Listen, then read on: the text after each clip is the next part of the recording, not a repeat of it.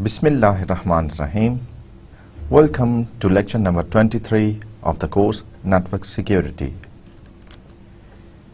As you are aware that we are in the last part of the main second part, that is incorporating security in other parts of the network, and we are discussing those contents which can be used in deploying the security in different parts of the network.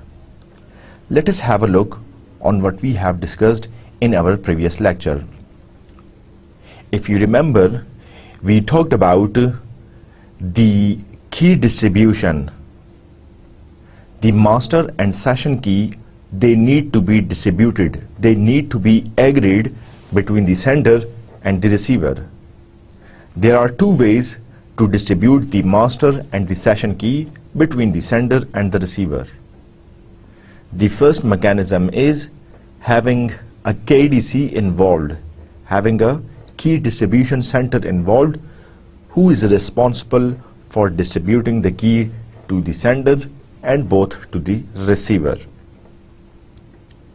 Now, having a centralized entity as a KDC is advantageous in different aspects, that both the parties, they trust on the KDC and KDC distributes the key to both of them.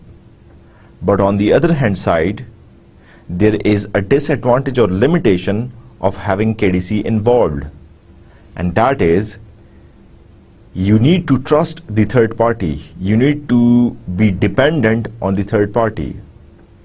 So sometimes you don't want a third party to be involved in your conversation, in your communication. So in this case, we go for decentralized key distribution, where a sender wants to communicate with the receiver and there is no KDC involved. In that case, sender initiates some requests and sends some nonce value. The responder B, it replies, it calculates the nonce, and after the three-way handshake, both the sender and the receiver have successfully exchanged the keys and they start communication. We also talked about a very important concept that is message authentication. We talked about authentication in general, but we really need to be careful about the message authentication. And if you remember, we have discussed a couple of examples where I have sent you a message, but I may deny the message that I have not sent this message. This is called non-repudiation. I have denied the message, though I actually have sent the message, but I am denying that. Someone has sent you a text message and then after that they deny the message. Someone has sent you an email and after that they have denied they denied that they haven't received any email. So that is non-repudiation. So we need authentication and non-repudiation. So message authentication ensures that the person who you are thinking has sent the message has actually sent the message. जिसके बारे में आप सोच रहे हैं कि इस particular person ने मैसेज भेजा होगा, इसी बंदे ने मैसेज भेजा या नहीं भेजा, इसको कैसे चेक किया जाता है? इसको हम मैसेज ऑथेंटिकेशन के थ्रू करते हैं. मैसेज ऑथेंटिकेशन के लिए हमारे पास डिफरेंट फंक्शंस भी हैं, प्रोटोकॉल्स भी हैं और मैसेज ऑथेंटिकेशन की एप्लीकेशंस भी हैं. हमने प्रीवियस लेक्चर में सिर्फ फंक्शंस को डिस्कस किया था. ऐसे हमारे पास 3 टाइप्स के फंक्शंस हैं जिनको यूज़ करके हम मैसेज ऑथेंटिकेशन अचीव करते हैं, जिनमें सबसे पहले है message encryption, MAC message authentication code और हैश. ये 3 मैसेज ऑथेंटिकेशन फंक्शंस हैं जिनको यूज़ करते हुए हम अपने मैसेज को ऑथेंटिकेट कर सकते हैं. मैसेज एन्क्रिप्शन में आपको याद होगा हमने डिटेल में डिस्कस किया था कि हमारी जितनी भी एन्क्रिप्शन स्कीम्स हैं जो कि अब तक हमने पढ़ी हैं, सिमेट्रिक एन्क्रिप्शन और एसिमेट्रिक एन्क्रिप्शन, हम कोई फंक्शन अप्लाई करके मैसेज को एन्क्रिप्ट कर रहे हैं।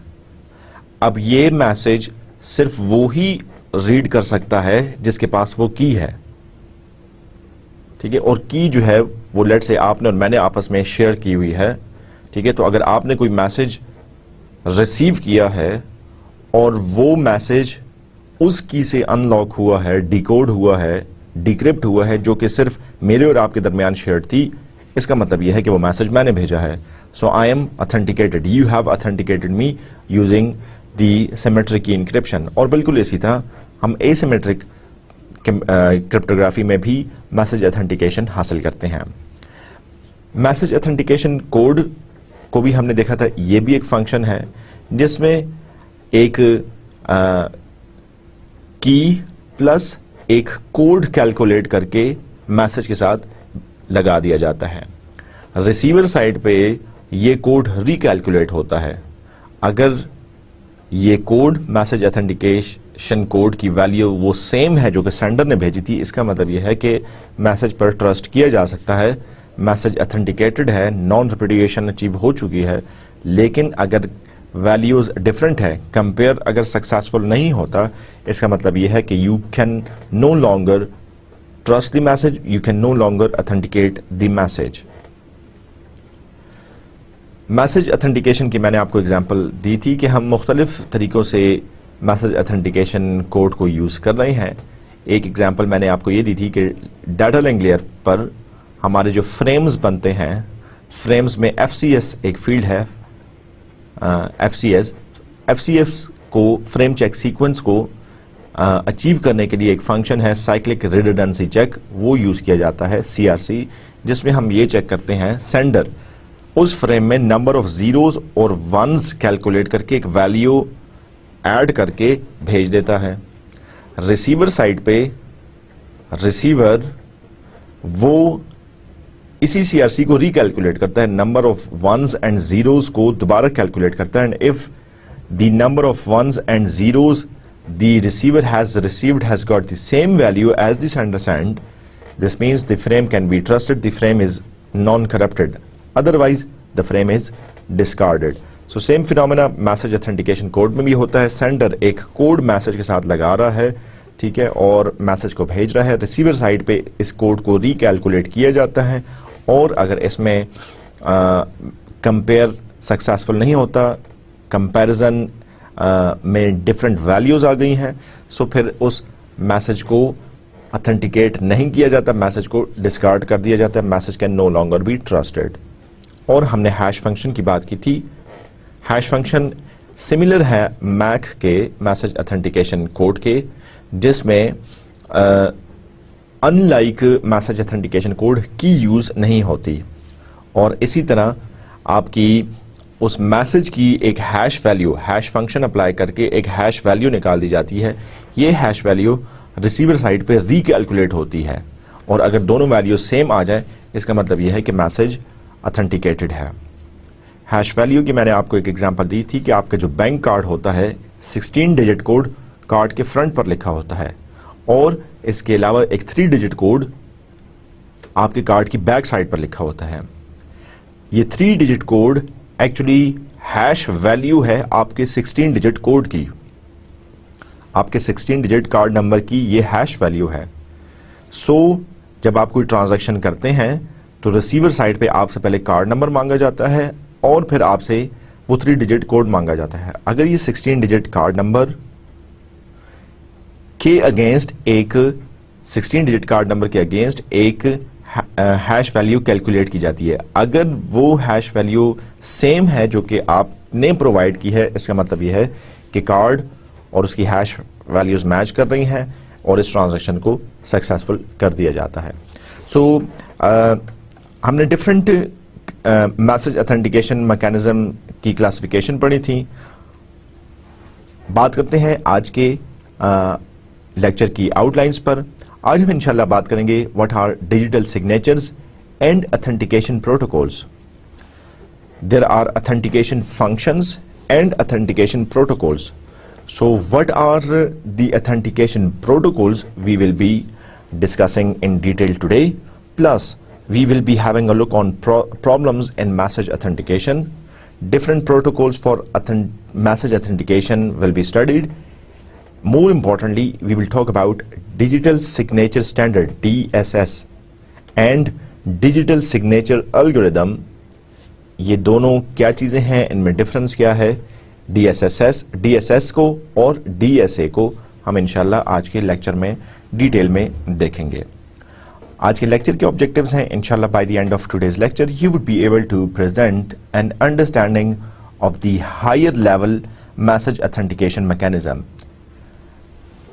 एक लोअर लेवल मैसेज ऑथेंटिकेशन है, एक हायर लेवल मैसेज ऑथेंटिकेशन है. लोअर लेवल पर आपके फंक्शंस काम करते हैं, जैसे आपके मैसेज इंक्रिप्शन, मैक और hash. Higher level message authentication पर आपके डिफरेंट प्रोटोकॉल्स काम करते हैं, जिनको हम आज के लेक्चर में देखेंगे और इंशाल्लाह ऑब्जेक्टिव ये है कि आज आप इसको सीखेंगे.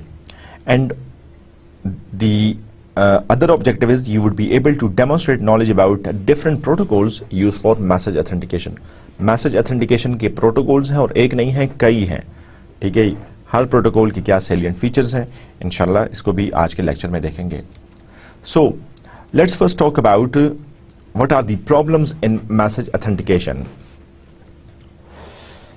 So message authentication protect two parties from third party. Will it protect two parties from each other? मैंने आपको एक मैसेज भेजा है और वो मैसेज मैंने उस की को यूज करते हुए इनक्रिप्ट किया है जो कि सिर्फ आपको पता है. तो ये मैसेज तो मैंने आपको जिस की को यूज करते हुए इनक्रिप्ट करके भेजा है, that is ensuring that no third party can read this message. No other person, no other party, no other computer can read this message. They can receive the message, but the message would be meaningless for them. ठीक है, so हमने अपने message को third party से protect कर दिया. लेकिन अब इशू ये है कि जब आपने मैसेज रिसीव किया है तो आपके पास इस चीज की क्या गारंटी है कि ये मैसेज मैंने ही भेजा है, क्योंकि आप मुझे फिजिकली देख तो नहीं रहे.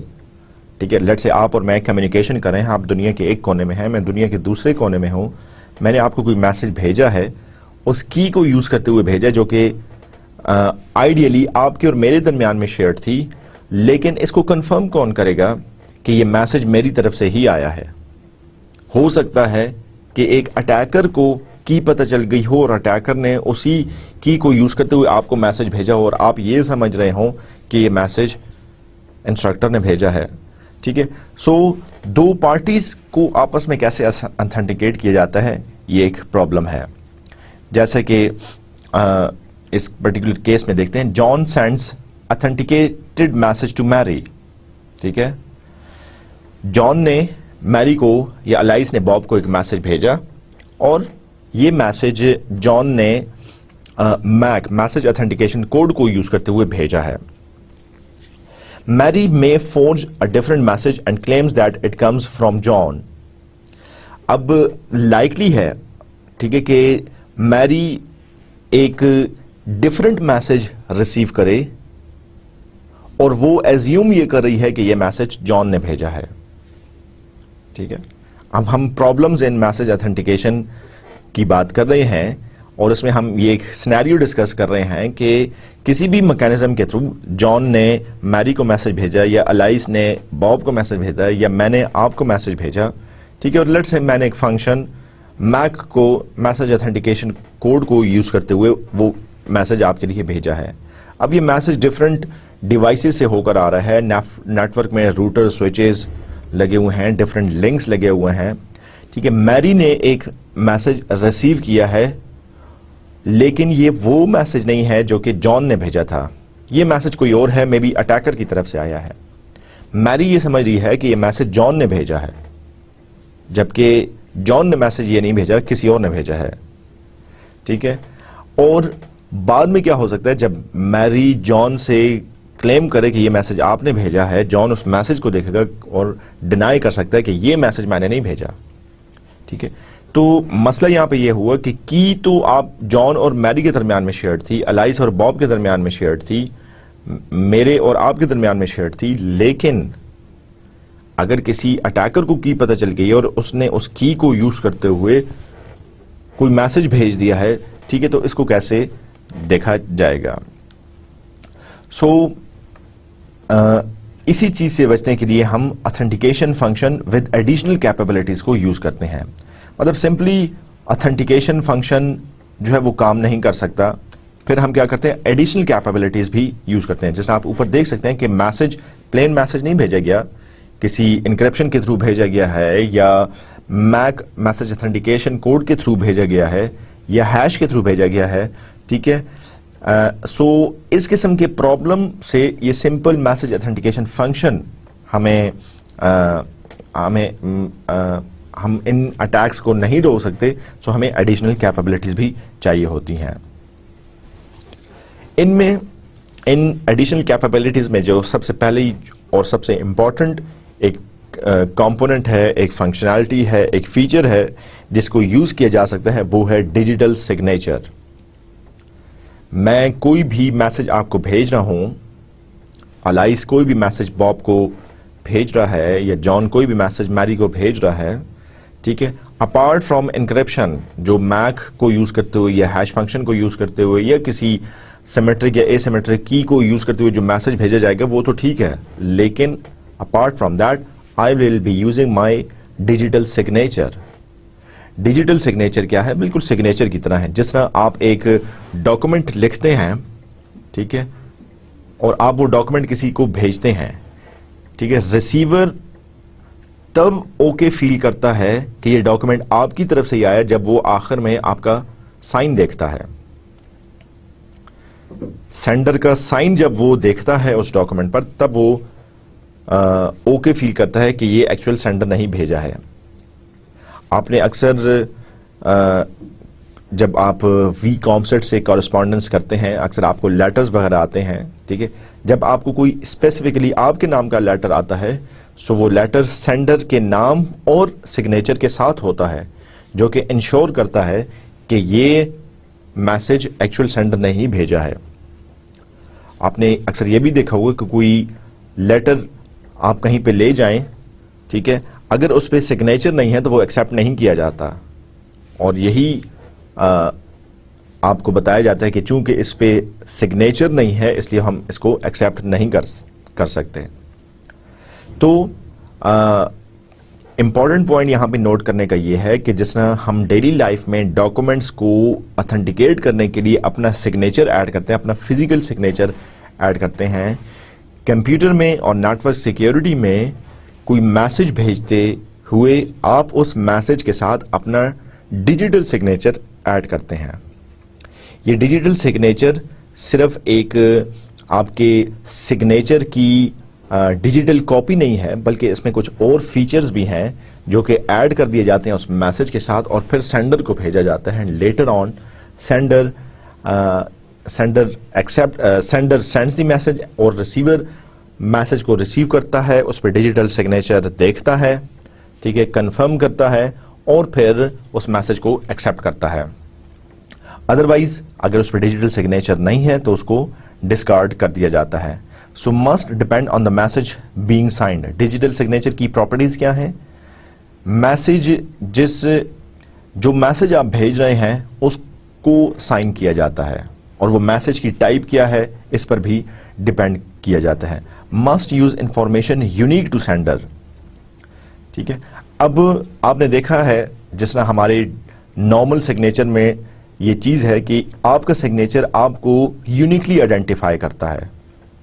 आपका सिग्नेचर आपको यूनिकली आइडेंटिफाई करता है। इसका मतलब यह है कि आप जो साइन कर रहे हैं, जिस स्टाइल से आप साइन कर रहे हैं, दुनिया का कोई और बंदा इस स्टाइल से, इस तरीके से साइन नहीं कर सकता। सो आप पूरी दुनिया में अपने साइन की वजह से यूनिकली आइडेंटिफाई हो गए, ठीक है। आपने अक्सर क्लास में अटेंडेंस शीट आपको भेजी जाती है, तो आप अपने नाम के अगेंस्ट साइन करते हैं, ठीक है। आप अपने नाम के अगेंस्ट टिक नहीं करते, साइन करते हैं। टिक क्यों नहीं करते? क्योंकि टिक तो कोई भी लगा सकता है, ठीक है, आपका सिग्नेचर इस चीज को इंश्योर कर रहा है कि जिस नाम के आगे सिग्नेचर है यही स्टूडेंट फिजिकली प्रेजेंट है। ठीक है, तो ये सिग्नेचर किसी भी ह्यूमन को यूनिकली आइडेंटिफाई करते हैं। बिल्कुल इसी तरह नेटवर्क सिक्योरिटी में और इंफॉर्मेशन सिक्योरिटी में सेंडर जब अपना डिजिटल सिग्नेचर ऐड करता है तो ये डिजिटल सिग्नेचर उस सेंडर को यूनिकली आइडेंटिफाई करता है। जब रिसीवर उस मैसेज को रिसीव करता है, although the receiver has not seen the actual sender but the receiver recognize the digital signature, और इस डिजिटल सिग्नेचर को रिकॉग्नाइज करने के बाद आपका रिसीवर कंफर्म करता है कि ये मैसेज एक्चुअल सेंडर नहीं भेजा है। सो डिजिटल सिग्नेचर ने ऑथेंटिकेशन को इंश्योर कर लिया, यूनिकली आप आइडेंटिफाई हो गए। सेंडर यूनिकली आइडेंटिफाई होता है, ऐसा डिजिटल सिग्नेचर इस पर्टिकुलर सेंडर के अलावा कोई और नहीं कर सकता। अगर कोई और करेगा, ठीक है, सो उसका डिजिटल सिग्नेचर डिफरेंट होगा और वो पता चल जाएगा कि ये मैसेज किसने भेजा है। पिछली एग्जाम्पल में हमने मैरी और जॉन का इशू डिस्कस किया। मैरी ने एक मैसेज रिसीव किया, जॉन ने वो मैसेज नहीं भेजा था, ठीक है, या जॉन ने वो मैसेज भेजा भी था लेकिन इन केस वो डिनाई कर रहा है कि ये मैसेज मैंने नहीं भेजा। अब इस प्रॉब्लम को कैसे सॉल्व किया जा सकता है? डिजिटल सिग्नेचर के थ्रू। कोई भी कन्वर्सेशन होगी जॉन और मैरी के दरमियान, जॉन अपना सिग्नेचर ऐड करेगा, मैरी अपना सिग्नेचर ऐड करेगी, और फिर कंफर्म होता है कि ये मैसेज जॉन ने मैरी के लिए भेजा है या मैरी ने जॉन के लिए भेजा है, और लेटर ऑन जॉन या मैरी आपस में डिनाई नहीं कर सकते कि ये मैसेज हमने नहीं भेजा। So if you have got a document which is signed by you, then you can no longer deny that you have not written this document. अगर आप का साइन एक डॉक्यूमेंट पर पाया जाता है, ठीक है, तो आप लीगली उसको डिनाई नहीं कर सकते कि ये साइन आपका नहीं है या ये डॉक्यूमेंट आपका नहीं है, क्योंकि उस पर आपका साइन इस बात को इंश्योर कर रहा है, कंफर्म कर रहा है कि ये डॉक्यूमेंट आपके नाम से ही आया है और आपने ही भेजा है, क्योंकि आपका सिग्नेचर उसको यूनिकली आइडेंटिफाई कर रहा है। Must be relatively easy to produce, unlike आपका जो नॉर्मल जो पेपर सिग्नेचर है वो आपका कॉम्प्लेक्स भी हो सकता है। वो आपका आपने देखा है कि बाज़ लोग बड़ा कॉम्प्लेक्स किस्म का साइन करते हैं, बाज़ लोग बड़ा इजी से साइन करते हैं, बाज़ लोग सिर्फ अपना नाम लिख लेते हैं, ठीक है। सो जितना कॉम्प्लेक्स आपका पेपर सिग्नेचर होगा उतना ही इस बात के चांसेस हैं कि आपके साइन को कोई कॉपी नहीं कर सकेगा, ठीक है। लेकिन डिजिटल सिग्नेचर की जब हम बात करते हैं तो हम कहते हैं कि इसको प्रोड्यूस करना इजी होना चाहिए। प्रोड्यूस करना इजी होना चाहिए का मतलब यह है कि आप इतना कोई कॉम्प्लेक्स ना बनाएं कि जब भी आप मैसेज के साथ अपना डिजिटल सिग्नेचर ऐड करें तो ढेर सारे ओवरहेड्स हो जाएं, टाइम ढेर सारा लगे, डिले बढ़ जाए, जिसकी वजह से मैसेज जो भेजना है वो काफ़ी देर से चला जाए। तो आपने सिक्योरिटी तो ऐड कर ली होगी, लेकिन आपके और जो ओवरहेड्स हैं, डिलेज हैं, वो बहुत ज़्यादा आ जाएंगे। तो हम क्या कहते हैं कि प्रॉपर्टी डिजिटल सिग्नेचर की ये है कि digital signature must be relatively easy to produce, must be relatively easy to recognise and verify, जिसका मतलब ये है कि आपने कोई मैसेज रिसीव किया जिस पे डिजिटल सिग्नेचर था। अब उस डिजिटल सिग्नेचर को इवैल्यूएट करने के बाद आप एज अ रिसीवर रिकॉग्नाइज भी कर लें और वेरीफाई भी कर लें कि ये सेंडर नहीं भेजा है, ये किस पर्टिकुलर सेंडर ने भेजा है, ठीक है। अगर अलाइस ने एक मैसेज रिसीव किया है और उस पर एक डिजिटल सिग्नेचर है, तो ये डिजिटल सिग्नेचर इस तरीके से प्रोड्यूस्ड होना चाहिए कि अलाइस इजीली उसको रिकग्नाइज भी कर ले कि ये किस पर्टिकुलर यूजर ने भेजा है, बॉब ने भेजा है या जॉन ने भेजा है, और वेरीफाई भी कर ले कि यस ये सिग्नेचर, ये डिजिटल सिग्नेचर बॉब का ही है, सो ये मैसेज बॉब ने ही भेजा है। Be computationally infeasible to forge, जिसका मतलब यह है आपने अक्सर देखा होगा पेपर सिग्नेचर की भी लोग कॉपी कर लेते हैं, ठीक है। अक्सर हमने बैंक चेक्स जब कैश करवाए जाते हैं उसमें हमने फ्रॉड्स सुनने में हमारे आए हैं कि चेक पर किसी ने जाली दस्तखत कर लिया, फोर्ज साइन कर लिया, ठीक है, उसमें क्या करता है, उसमें अटैकर जो एक्चुअल सेंडर है उसके साइन की कॉपी करता है और उसकी इतनी प्रैक्टिस करता है उस साइन की कि वो सिमिलर हो जाता है या मोर लेस तकरीबन सिमिलर हो जाता है, ठीक है। तो आपके पेपर सिग्नेचर भी फोर्ज हो सकता है। यहां पे भी आपके डिजिटल सिग्नेचर को फोर्ज होने से बचाने के लिए आप इसको इस तरीके से कंप्यूट करते हैं कि डिजिटल सिग्नेचर को रेप्लिकेट ना किया जा सके, अटैकर जो है वो कुछ जाली दस्तखत ना कर सके। With new message for existing digital signature, ठीक है, कंप्यूटेशनली इनफिजिबल दोनों केसेस में होना चाहिए। जब आप कोई नया मैसेज भेज रहे हैं और आप अपना डिजिटल सिग्नेचर ऐड कर रहे हैं, उस केस में भी इनफिजिबल टू फोर्ज होना चाहिए।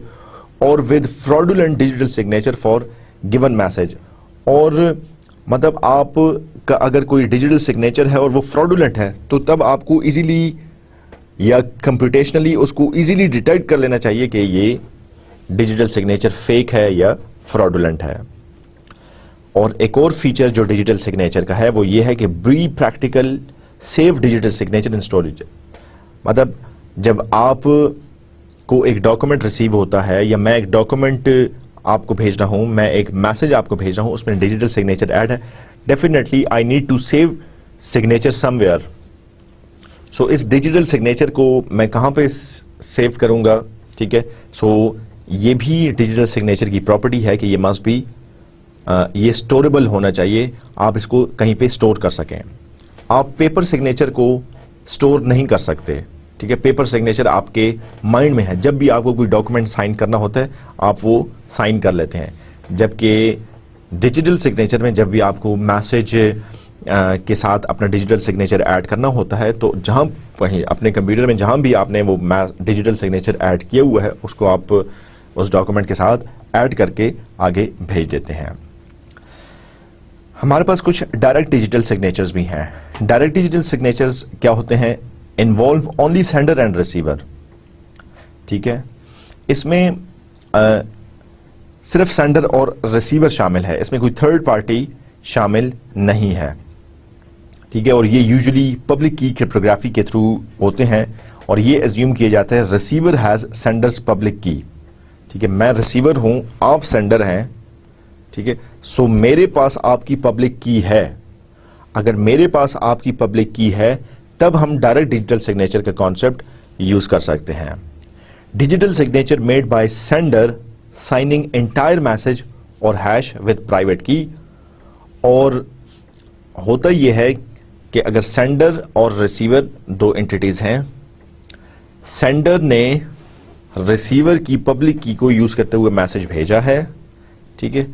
रिसीवर क्या करता है कि सेंडिंग दी एंटायर मैसेज और हैश विद प्राइवेट की को यूज करते हुए मैसेज के साथ हैश फंक्शन या हैशिंग करते हुए मैसेज को भेजता है, ठीक है।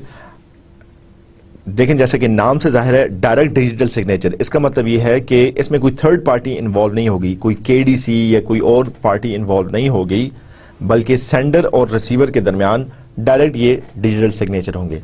जब थर्ड पार्टी को हम एक्सक्लूड कर देते हैं, केडीसी को हम बाहर कर देते हैं, जब सेंडर और रिसीवर आपस में डायरेक्टली कम्युनिकेट करना चाहते हैं, फिर हम सिमेट्रिक की क्रिप्टोग्राफी की तरफ नहीं आते, फिर हम एसिमेट्रिक की क्रिप्टोग्राफी की तरफ आते हैं जिसमें हमारे पास पब्लिक की भी है और प्राइवेट की भी है। और फिर वही कॉन्सेप्ट आप रिकॉल करें जिसमें सेंडर रिसीवर की पब्लिक की को यूज करते हुए मैसेज एनक्रिप्ट करता है और रिसीवर अपनी प्राइवेट की को यूज करते हुए मैसेज को डिक्रिप्ट करता है। तो यही चीज यहां पर भी हो रही है। Can encrypt using receiver's public key, आप रिसीवर हैं, आपकी पब्लिक की को यूज करते हुए मैं मैसेज को एनक्रिप्ट करता हूं, डिजिटल सिग्नेचर ऐड करता हूं और आप क्या करते हैं, आप अपनी प्राइवेट की को यूज करते हुए मैसेज को डिक्रिप्ट करते हैं। एक और पॉइंट जो यहां पर है वो ये है कि security depends on sender's private key, ठीक है। अब इस केस में डायरेक्ट डिजिटल सिग्नेचर के केस में सेंडर की प्राइवेट की, रिसीवर की प्राइवेट की, सेंडर की पब्लिक की, रिसीवर की पब्लिक की, ये सारी कीज बड़ी इंपॉर्टेंट रोल प्ले करती हैं और एक सिनेरियो एज्यूम करें, what if sender claim later that it's private key is lost. ठीक है, मैंने एक मैसेज आपको भेजा है और मैंने अपनी प्राइवेट की को यूज करते हुए मैसेज एनक्रिप्ट किया है। ठीक है, ये पुराना कॉन्सेप्ट है जो कि हमने अर्लियर लेक्चर्स में पढ़ा था। ठीक है, जब आप ऑथेंटिकेशन की बात करते हैं। ठीक है, सो मैंने आपको एक मैसेज भेजा है जो कि मैंने अपनी प्राइवेट की को यूज करते हुए भेजा है। आप मेरी पब्लिक की को यूज करते हुए मैसेज को डिक्रिप्ट करेंगे। ठीक है, आपने एक मैसेज रिसीव किया और मेरी पब्लिक की को यूज करते हुए मैसेज को डिक्रिप्ट किया, या दूसरे अल्फाज में इस तरीके से भी कहा जा सकता है कि मैसेज जिस की से डिक्रिप्ट हुआ है वो मेरी पब्लिक की है। इसका मतलब ये है, लॉजिकली या आइडियली इसका मतलब ये है कि मैंने वो मैसेज आपके लिए भेजा है, आपने वो मैसेज रिसीव कर लिया, आपने उस मैसेज पर ट्रस्ट कर लिया। व्हाट इफ लेटर ऑन मैं कहूं कि ये जो मैसेज आपने रिसीव किया है जिसको किसी ने मेरी प्राइवेट की यूज करके एनक्रिप्ट किया गया है, एक्चुअली मेरी प्राइवेट की लॉस्ट हो गई है। अटैकर ने मेरी प्राइवेट की को यूज करते हुए आपको मैसेज भेजा है। सो मतलब इसमें डिनाइल फैक्टर शामिल है। ठीक है, अगर मैं डिनाई करता हूं कि भाई मेरी प्राइवेट की लॉस थी और किसी और ने मेरी प्राइवेट की को यूज करते हुए मैसेज एनक्रिप्ट किया है, तो आपके पास कोई तरीकाकार होना चाहिए जिसमें सेंडर और रिसीवर एक दूसरे को ऑथेंटिकेट कर सकें।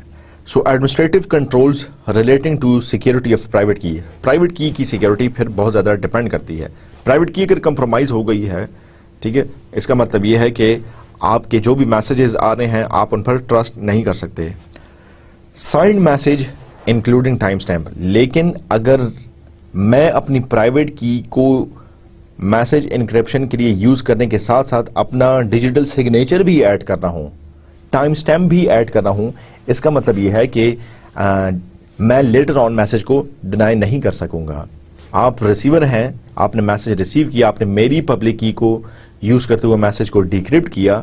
ठीक है, लेटर ऑन अगर मैं कहता हूं कि ये मैसेज मैंने नहीं भेजा, तो आप के पास ये सबूत है कि चूंकि मैसेज पर मेरा डिजिटल सिग्नेचर ऐड है, इसलिए ये मैसेज मैंने ही भेजा है।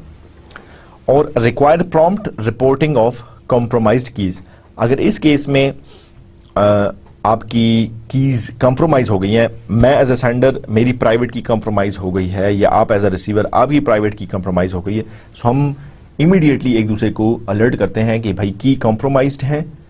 ठीक है, अब हम इस की सेट को यूज नहीं करेंगे, एक नया प्राइवेट पब्लिक की का सेट यूज किया जाएगा। So if private key is stolen from X at time T, then opponent use stolen key with timestamp। ठीक है, टाइम स्टैम्प क्या होती है? ठीक है, टाइम स्टैम्प का फिनोमेना हम डेली लाइफ में भी देखते हैं। आपने जब एक मैसेज रिसीव किया, एक SMS आपने अपने मोबाइल फोन पे, स्मार्टफोन पे रिसीव किया है, उस पे एक टाइम स्टैम्प है। टाइम स्टैम्प क्या है? फॉर एग्जाम्पल टाइम स्टैम्प है 23 जून 2015 and 13 hours and 45 minutes and 6 seconds। ठीक है, अब ये पूरी एक टाइम स्टैम्प है। ये टाइम स्टैम्प आप बता सकते हैं कि भाई तुमने मुझे 23 तारीख को 1:15 पर मैसेज भेजा था। सो मैसेज के साथ ये टाइम स्टैम्प भी आ गई है। ठीक है, या जब आप ईमेल रिसीव करते हैं, ठीक है, आप को किसी दोस्त ने ईमेल भेजी, ठीक है, आप उसे कहते हैं कि यार मैंने तुम्हारी ईमेल रिसीव ही नहीं की, या मैंने तुम्हारी ईमेल लेट रिसीव की है। ठीक है, तो आपका दोस्त आपसे कहता है कि आप ईमेल खोल के देखें, उसमें टाइम और डेट देखें, मैंने आपको ईमेल कब की थी।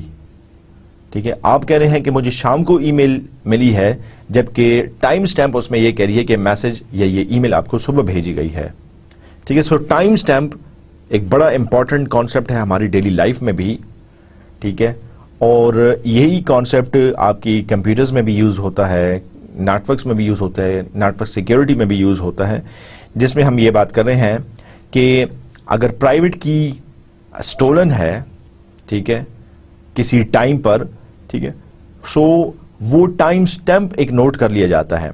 उससे पहले के मैसेजेस, ठीक है, वो ट्रस्ट किए जाते हैं और उसके बाद के जो मैसेज हैं जिसके बाद की स्टोलन थी, की कॉम्प्रोमाइज थी, वो फिर आप उसके बाद को देखते हैं। जिस फॉर एग्जांपल सेंडर और रिसीवर आपस में कम्युनिकेशन कर रहे थे, ठीक है, एट सर्टेन टाइम लेट्स से 13 आवर्स एंड 15 मिनट्स पर की कॉम्प्रोमाइज हो गई, की स्टोलन हो गई, ठीक है। सो 13 आवर्स एंड 15 मिनट से जो पहली कन्वर्सेशन थी वो रिसीवर ट्रस्ट कर सकता है, या सेंडर रिसीवर को कह सकता है कि इससे पहले जो कन्वर्सेशन है ये ओके है, ये मैंने ही भेजी है। 13 आवर्स एंड 15 मिनट्स के बाद मेरी की कॉम्प्रोमाइज्ड है, इसके बाद के जो मैसेज हैं उनको ट्रस्ट नहीं किया जा सकता, क्योंकि उसके बाद से उस टाइम इंस्टेंस के बाद की स्टोलन थी और हैकर ने मोस्ट लाइकली वो मैसेजेस भेजे होंगे। एक था डायरेक्ट डिजिटल सिग्नेचर, दूसरा कॉन्सेप्ट है arbitrated digital signature. आर्बिट्रेटेड digital signature का मतलब यह है कि आपने एक आर्बिटर, एक थर्ड पार्टी, एक आर्बिट्री एंटिटी ए बीच में शामिल की है। ये कोई फिक्स्ड थर्ड पार्टी नहीं होती, केडीसी की तरह ये फिक्स्ड थर्ड पार्टी नहीं है, बल्कि ये रैंडम होती है, आर्बिट्री होती है। सो आपने एक आर्बिट्री पार्टी, एक arbitrary component as an A आपने ऐड कर दिया है। ये क्या करता है, आर्बिट्रेटेड डिजिटल सिग्नेचर्स में आर्बिटर ए क्या करता है, validates any signed message then dated and send to recipient. आप इसको आर्बिट्रेटेड डिजिटल सिग्नेचर में आप ये कहें कि दो लोग जब आपस में, डेली लाइफ की एग्जांपल दे रहा हूं, दो लोग जब आपस में कोई डॉक्यूमेंट साइन करते हैं तो वो साथ में एक गवाह ले आते हैं, ठीक है। वो गवाह इंश्योर कर रहा है कि हाँ जी सेंडर ने मेरे सामने ये दस्तखत किया है और रिसीवर को दिया है और रिसीवर ने इसको रिसीव किया है। सो एक गवाह आप बीच में ले आते हैं। सो आर्बिट्रेटेड डिजिटल सिग्नेचर भी मोरलेस वही कॉन्सेप्ट है जिसमें आप सेंडर और रिसीवर एक आर्बिटर ए को बीच में ले आते हैं, एक थर्ड पार्टी को बीच में ले आते हैं। ये थर्ड पार्टी क्या करती है, वैलिडेट्स एनी साइंड मैसेज। यहां पे अगर सेंडर ने कोई मैसेज भेजा है तो ये वैलिडेट करता है कि ये सेंडर का ही सिग्नेचर है, सेंडर ने भेजा है या कोई फोर्ज सिग्नेचर है, और फिर वैलिडेट करने के बाद उस पर टाइम स्टैंप लगाता है और रिसीवर को भेज देता है। मतलब सेंडर डायरेक्ट रिसीवर को मैसेज नहीं भेज रहा, सेंडर इन्वॉल्व करता है आर्बिटर को, आर्बिटर उसको वैलिडेट करता है, टाइम स्टैम्प लगाता है और फिर रिसीवर को भेज देता है। So required suitable level of trust in arbiter. इस केस में आर्बिट्रेटेड डिजिटल सिग्नेचर में जो इंपॉर्टेंट पॉइंट है वो ये है कि दोनों का, सेंडर और रिसीवर का, इस थर्ड पार्टी पर, इस गवाह पर एतमाद करना जरूरी है। जिस तरह आपको मैंने एग्जांपल दी, दो लोग आपस में कोई इंपॉर्टेंट डॉक्यूमेंट साइन कर रहे हैं और वो एक गवाह ले आते हैं। वो गवाह कौन है ये भी बड़ा इंपॉर्टेंट है। ऐसा ना हो कि लेटर ऑन गवाह ही जो है वो मुनकर हो जाए और वो कहे कि नहीं ये साइन इस बंदे ने नहीं किया, या जो है वो गवाह अवेलेबल ही नहीं है। सो यहां पर भी आर्बिटर को आप ला रहे हैं जो कि पहले वैलिडेट करेगा और फिर टाइम स्टैम्प लगा के रिसीवर को मैसेज भेजेगा, ठीक है। लेकिन इन दोनों पार्टीज का इस आर्बिटर पर ट्रस्ट करना बहुत जरूरी है। आप रैंडमली किसी को आर्बिटर नहीं बना सकते और किसी को नहीं उठा सकते। Can be implemented with either secret और पब्लिक की एल्गोरिथम्स। आर्बिट्रेटेड डिजिटल सिग्नेचर आप सिमेट्रिक की क्रिप्टोग्राफी से भी और एसिमेट्रिक की क्रिप्टोग्राफी से भी इंप्लीमेंट कर सकते हैं। एक और जो फीचर है आर्बिट्रेटेड डिजिटल सिग्नेचर का, जब आप आर्बिटर ए को इन्वॉल्व कर रहे हैं जो कि वैलिडेट करेगा और मैसेज को साइन करेगा, जरूरी नहीं है कि वो मैसेज देखे, वो सिर्फ वैलिडेट करता है कि आपका साइन है या नहीं है, ठीक है। सो आप उसको अपना मैसेज दिखा भी सकते हैं, या आप अगर चाहें तो आप अपना मैसेज उससे हाइड भी कर सकते हैं। वो सिर्फ ये कंफर्म करता है कि ये मैसेज आपका है या नहीं है। आर्बिटर डिजिटल सिग्नेचर टेक्निक काम कैसे करती हैं, ठीक है। अब यहां पे इस फॉर्मूला के तहत जहां पे कुछ कीज इन्वॉल्व हैं, कन्वर्सेशन चल रही है एक्स और ए के दरमियान, ए और वाई के दरमियान, ठीक है। सो आर्बिटर सीज द मैसेज, ठीक है। इस केस में आर्बिटर मैसेज को देख रहा है, Y can not directly check X signature, ठीक है। एक्स और वाई के दरमियान एक्चुअली कन्वर्सेशन होनी है, ए बीच में आर्बिटर है, तो एक्स ने ए को मैसेज भेजा, ए ने वैलिडेट किया, टाइम स्टैंप लगाया, ठीक है, और उसके बाद वाई को भेजा है। सो ए मैसेज को देख सकता है, ठीक है, वाई उसने एक्स का डायरेक्ट सिग्नेचर जो है उसने नहीं चेक किया, बल्कि अगर ये मैसेज आर्बिटर की तरफ से आ रहा है सो ये कंफर्म कर लेता है कि इस पे एक्स का सिग्नेचर शामिल है। दोबारा बता देता हूं, एक्स और वाई ने आपस में कोई कम्युनिकेशन करनी है या मैसेज भेजना है। सो डायरेक्टेड डिजिटल सिग्नेचर टेक्निक के थ्रू क्या काम होता है कि एक्स अपना मैसेज पहले ए को भेजता है, आर्बिटर ए को, ए मैसेज को वैलिडेट करता है, साइन उस पर चेक करता है, टाइम स्टैंप लगाता है, और फिर ए मैसेज भेजता है वाई के लिए, ठीक है। तो एक्स ने वाई को डायरेक्ट मैसेज नहीं भेजा, आर्बिटर के थ्रू ये मैसेज गया है। इसीलिए हमने पिछले पॉइंट में डिस्कस किया कि एक्स और वाई का, अलाइस और बॉब का, सेंडर और रिसीवर का इस आर्बिटर ए पर ट्रस्ट करना जरूरी है। इस केस में क्या हो रहा है, arbiter does not see the message. पहली एग्जांपल में मैसेज आर्बिटर के लिए अवेलेबल था, मैसेज देख सकता था आर्बिटर ए, लेकिन इस केस में मैसेज अवेलेबल नहीं है, मैसेज नहीं दे सकता। तो हमने अभी पिछली स्लाइड में डिस्कस किया कि दोनों तरीके हो सकते हैं। आप एज अ सेंडर चाहें तो आर्बिटर को मैसेज दिखा भी सकते हैं, या अगर आप चाहें तो आर्बिटर से मैसेज छुपा भी सकते हैं। उसका काम सिर्फ यह है कि वो आपको वैलिडेट करता है और टाइम स्टैम्प लगा के रिसीवर को मैसेज भेजता है। Arbiter could form alliance with sender to deny assigned message और with receiver to force the sender signature. अब आर्बिटर डिजिटल सिग्नेचर में भी एक प्रॉब्लम है, और वो प्रॉब्लम ये है कि ये आर्बिटर एक्स के साथ मिल जाए, ठीक है, एक्स के साथ मिल जाए और वाई के लिए डिनाई करें कि ये मैसेज एक्स ने नहीं भेजा। हालांकि आर्बिटर ने वैलिडेट किया है कि ये जो मैसेज भेजा जा रहा है ये एक्स की तरफ से ही है, लेकिन यहां पे आर्बिटर एक्स के साथ मिल गया है, इन दोनों ने अलायंस कर लिया है, इन्होंने दोस्ती कर ली है और वाई को वो नुकसान पहुंचाना चाह रहे हैं। या दूसरे केस में आर्बिटर वाई के साथ मिल जाता है, ठीक है, और कह सकता है कि ये सिग्नेचर एक्स का है ही नहीं, ठीक है।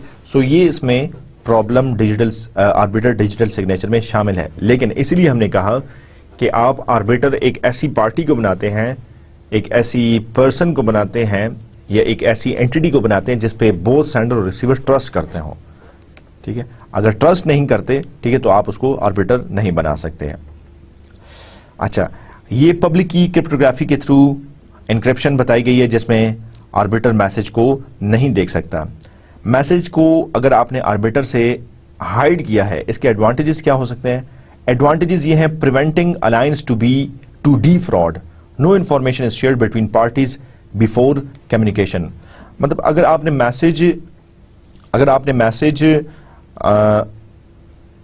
भेजना है रिसीवर को, ठीक है, और अगर आप मैसेज आर्बिटर को नहीं दिखाना चाहते, सो आर्बिटर का जो फ्रॉड है आप उससे बच सकते हैं।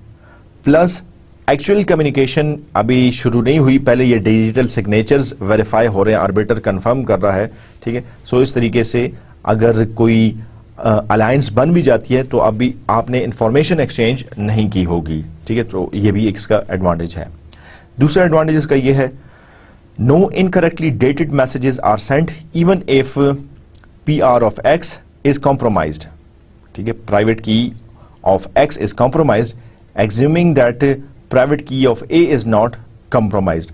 मतलब आप कि अगर टाइम स्टैम्प लग रही है, ठीक है, अगर कीज प्राइवेट कीज बीच में इन्वॉल्व हैं, ठीक है, तो हमने टाइम स्टैम्प की मदद से कैसे आप बता सकते हैं कि कौन से मैसेजेस एक्चुअल सेंडर ने भेजे हैं, कौन से मैसेजेस जो हैं वो अटैकर ने भेजे हैं, क्योंकि आपने टाइम स्टैम्प बता दिया, आपने बता दिया कि भाई इस टाइम के बाद की कॉम्प्रोमाइज हो गई थी। सो इसका मतलब ये है कि इससे पहले जितने भी मैसेज हैं वो ओके हैं, इसके बाद के मैसेजेस उनमें प्रॉब्लम है, वो कॉम्प्रोमाइज्ड की के थ्रू आ रहे हैं, तो आप उनको डिस्कार्ड कर देते हैं और एक नई की ले आते हैं। Content of message from A to B are secret, ठीक है। सो थर्ड पार्टीज हैं, ठीक है, आपने बीच में उनसे मैसेजेस हाइड करना है सो उन थर्ड पार्टी से मैसेज ऑटोमेटिकली हाइड ही रहता है।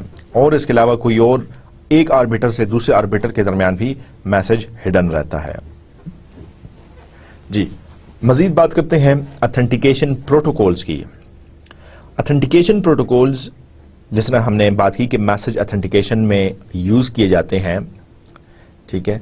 हमने फंक्शंस पढ़े थे, message encryption, MAC, message authentication code, hash. अभी हम बात करते हैं ऑथेंटिकेशन प्रोटोकॉल्स की। So use to convince parties of each others identity and to exchange session keys. जब भी आप मैसेज ऑथेंटिकेशन की बात करेंगे तो रिकॉल करें कॉन्सेप्ट मास्टर की और सेशन की का, ठीक है। सो ऑथेंटिकेशन प्रोटोकॉल्स का पर्पस क्या है, मकसद क्या है, ठीक है। ये दोनों पार्टीज को एक दूसरे को आइडेंटिफाई कराने में हेल्प करती हैं and to exchange session keys, ठीक है, और सेशन की एक्सचेंज कराने में मदद देती हैं। आपने और मैंने कन्वर्सेशन करनी है, आपने और मैंने एक दूसरे को देखा नहीं है और आप और मैं एक दूसरे को देख नहीं सकते, ठीक है। सो ऑथेंटिकेशन प्रोटोकॉल्स हम दोनों एंटिटीज को आइडेंटिफाई करवाते हैं कि yes you are the actual receiver, I am the actual sender, ठीक है। मुझे कंफर्म कराते हैं ये ऑथेंटिकेशन प्रोटोकॉल्स कि आप ही एक्चुअल सेंडर रिसीवर है जिसको मैं मैसेज भेजना चाह रहा हूं, और रिसीवर को आइडेंटिफाई करवाते हैं कि सेंडर ही एक्चुअल सेंडर है जिससे आप मैसेजेस एक्सपेक्ट कर रहे हैं। कोई थर्ड पार्टी, कोई अटैकर बीच में इन्वॉल्व नहीं है। और जब हम दोनों आइडेंटिफाई हो जाए फिर हम सेशन कीज आपस में एक्सचेंज करते हैं, और जो भी हमारी कन्वर्सेशन होगी, जो भी हम मैसेजेस एक्सचेंज करेंगे वो उस सेशन की के थ्रू ही होंगे। मे बी वन वे और म्यूचुअल। ऑथेंटिकेशन प्रोटोकॉल्स सेंडर से रिसीवर की तरफ भी काम कर सकता है या रिसीवर से सेंडर की तरफ भी काम कर सकता है। मतलब ये भी हो सकता है कि एक पार्टी दूसरे को आइडेंटिफाई करे, या ये भी हो सकता है कि दोनों पार्टीज एक दूसरे को आइडेंटिफाई करें। हमने बात की कि सेशन की एक्सचेंज होती है। सेशन की के कुछ इश्यूज हैं, ठीक है। सेशन की जब इस केस में एक्सचेंज होती है तो क्या इश्यूज हैं? Confidentiality, to prevent masquerading and to protect session keys, secret और public key are used. Confidentiality भी आपको अचीव करनी होती है, टाइमलाइननेस भी यूज करनी होती है। आप टाइम स्टैम्प्स लगाते हैं रीप्ले अटैक से बचने के लिए। रीप्ले अटैक्स इस केस में क्या है? सिंपल रीप्ले अटैक क्या है? Copies the message and replays it later, ठीक है। हमने अर्लियर लेक्चर्स में भी रीप्ले अटैक को देखा कि आपने मैसेज, अटैकर मैसेज को कॉपी कर लेता है और लेटर ऑन मैसेज को भेजता है। जिसकी एग्जांपल ये है कि मैं आपको एक एसएमएस करूं कि इमरजेंसी है और मुझसे फौरन मिलिए, there is an emergency and please see me urgently. अब ये मैसेज अटैकर कॉपी कर लेता है और लेटर ऑन, लेट्स से 4-5 घंटे बाद या 2 दिन बाद या कुछ देर के बाद वो मैसेज दोबारा भेजता है सेंडर को मेरे बिहाफ पर कि there is an emergency and see me urgently. अब ये मैसेज पहले भेजा गया था लेकिन इसको रीप्ले किया गया है।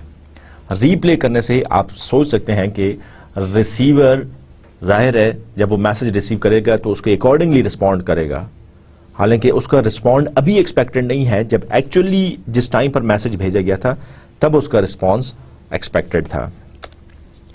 Repetition that can be logged, opponent replay the time stamped message with in the valid time window, ठीक है। होता ये है कि अगर आप इसमें टाइम स्टैम्प्स लगा रहे हैं, अगर आप इसमें टाइम स्टैम्प लगा रहे हैं तो आप रीप्ले अटैक से बच सकते हैं। जिसकी एग्जांपल ऐसे हो सकती है कि वही मैसेज है जिसमें मैंने आपसे कहा कि there is an emergency please see me urgently, ठीक है, और मैं साथ में टाइम लिख दूं कि there is an emergency at time let's say 23rd of June 2015 and 13 hours and 15 minutes, ठीक है। ये अब मैसेज मेरा टाइम स्टैम्प के साथ हो गया है।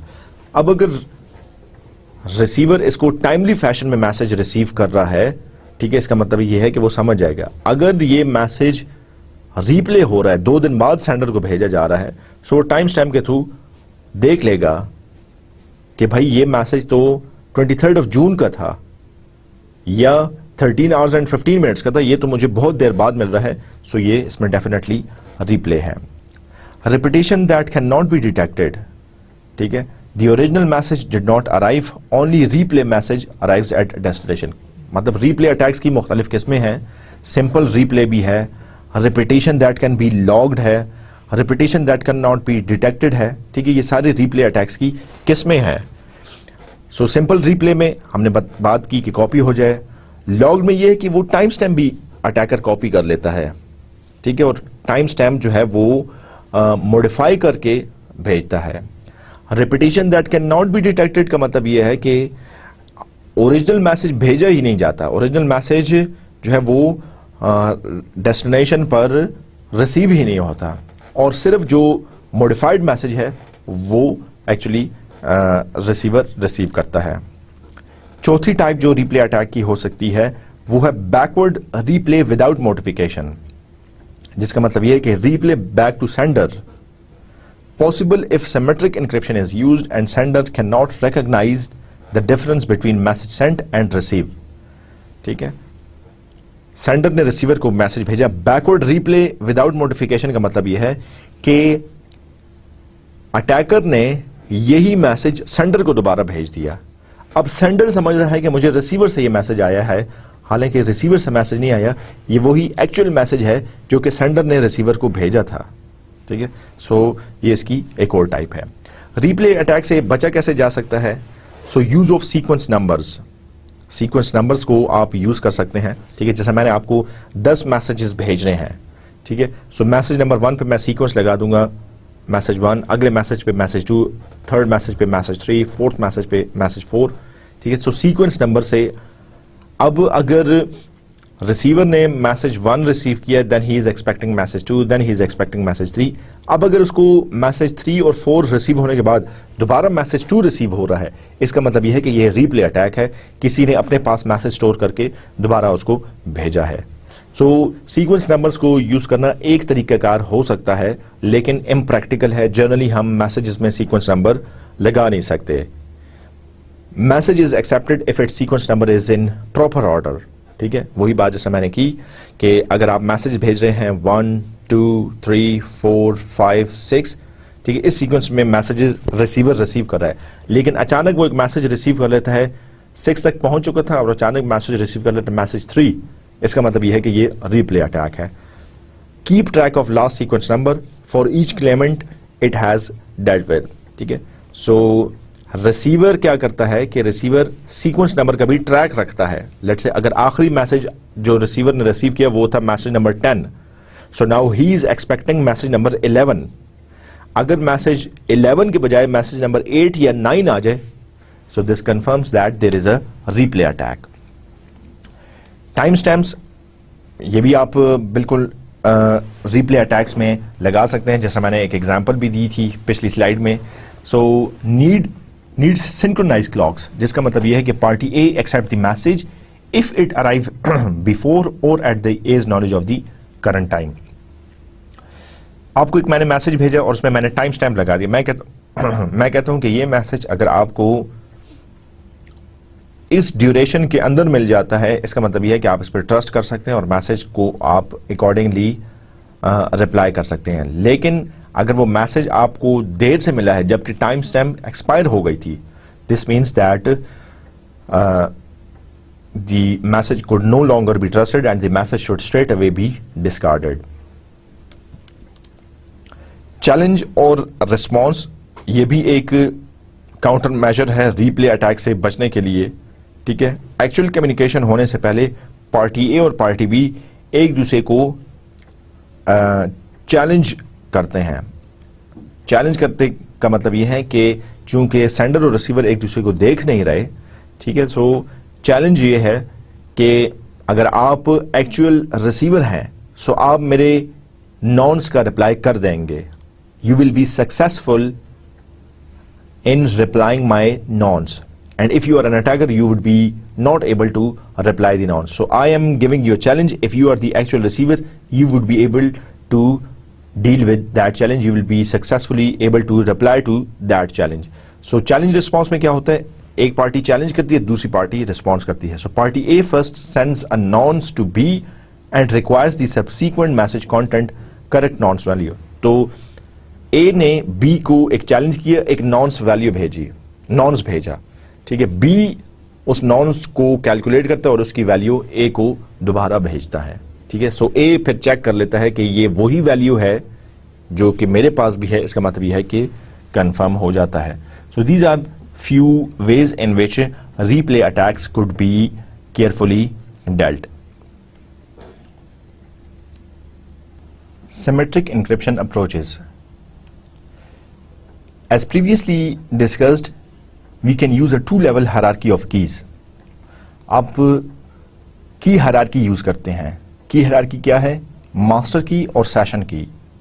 सो मास्टर की और सेशन की को यूज करते हुए आप फिर लेटर ऑन कम्युनिकेशन करते हैं. ये मास्टर की कौन देता है? ये master key KDC both sender और रिसीवर को देता है, ठीक है. Both sender and receiver depends on KDC and KDC actually provides the master key. The master key is used to encrypt the session key and ongoing conversation is carried out using the session key. So usually with a trusted key distribution center KDC, each party shares own master key with KDC. ठीक है. Party A भी KDC के साथ master की से connected है, party B भी connected है. KDC generates session keys used for connections between parties and master keys used to distribute these to them. KDC ने आपको हेल्प किया है सेशन की के जनरेट करने में. सो सेशन की जो है वो जनरेटेड है, मास्टर की यूज होती है इस सेशन की को सेंडर और रिसीवर के दरमियान एक्सचेंज कराने में. आपकी ऑनगोइंग कन्वर्सेशन सेशन की के थ्रू ही होगी, लेकिन सेशन की कैसे जनरेट होगी ये आपको केडीसी जनरेट करके देता है, और ये ट्रांसमिट कैसे होगी, एक्सचेंज पहले कैसे होगी, ये मास्टर की को यूज करते हुए होगा. जी, मैसेज ऑथेंटिकेशन प्रोटोकॉल की एक एग्जांपल है नीदम श्रोडर प्रोटोकॉल, ठीक है. This is one example of a message authentication protocol. How does it work? It used to securely distribute a new session key for communications between A and B. A और B के दरमियान communication के लिए एक नई session की exchange करने में यह प्रोटोकॉल हेल्प आउट करता है. जैसे कि हमने डिस्कस किया है कि सेशन की किसी एक सेशन की हद तक कायम रहती है, for certain duration, for certain conversation ये कायम रहती है. नेक्स्ट कन्वर्सेशन के लिए, नेक्स्ट डायलॉग के लिए नई सेशन की आती है. सो ये प्रोटोकॉल, नीदम प्रोटोकॉल, आपकी पार्टी ए और पार्टी बी के दरमियान नई सेशन कीज को एक्सचेंज कराने में हेल्प करता है. नीदम श्रोडर प्रोटोकॉल की एक्चुअल वर्किंग हम इंशाल्लाह नेक्स्ट लेक्चर में डिटेल में देखेंगे. कैसे पार्टी ए केडीसी पर डिपेंडेंट है, केडीसी जो है वो की एक्सचेंज कर रहा है, ठीक है. ये इसका एग्जैक्ट वर्किंग हम इंशाल्लाह नेक्स्ट लेक्चर में देखेंगे. मजीद इसकी कुछ फीचर्स नीदम श्रोडर प्रोटोकॉल के देखते हैं, और वो ये हैं कि it is vulnerable to replay attack if an old session key has been compromised, ठीक है. नीदम श्रोडर प्रोटोकॉल भी वल्नरेबल है रीप्ले अटैक पर. अगर पुरानी सेशन की कंप्रोमाइज हो गई है तो पुरानी सेशन की को देखकर नई सेशन की का अंदाजा लगाया जा सकता है, ठीक है. जिसकी एग्जांपल ही है, then message number 3 can be resend convicting B that is communicating with A, ठीक है. इसमें नंबर ऑफ मैसेजेस ए और बी के दरमियान भेजे जाते हैं इस नीदम श्रोडर प्रोटोकॉल में. मैसेज नंबर 3 की अगर हम बात करें, ठीक है, रीप्ले अटैक में मैसेज नंबर 3 बी के लिए दोबारा भेजा जाता है. बी समझता है कि ये ए मुझसे बात कर रहा है, हालांकि ए नहीं होता, वो अटैकर ने रीप्ले अटैक किया है. और unless B remembers all the previous session keys used with A, B will be unable to determine that this is the replay attack.